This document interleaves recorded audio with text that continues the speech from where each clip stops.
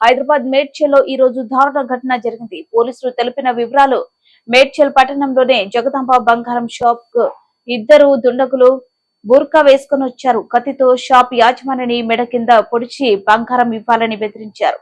కొంత బంగారం ఎత్తుకెళ్లారని స్థానికులు చెబుతున్నారు. కాగా ఈ ఘటనకు సంబంధించిన దృశ్యాలు సీసీ ఫుటేజ్ లో నమోదయ్యాయి. యాజమాని బయటకు వచ్చి కుర్చీలో లాగి కొట్టడంతో దొంగకు దెబ్బలు తగిలిన హడావిడిగా పరారయ్యాడు. దొంగ ఘటనా స్థలానికి పోలీసులు చేరుకొని పరిశీలించారు.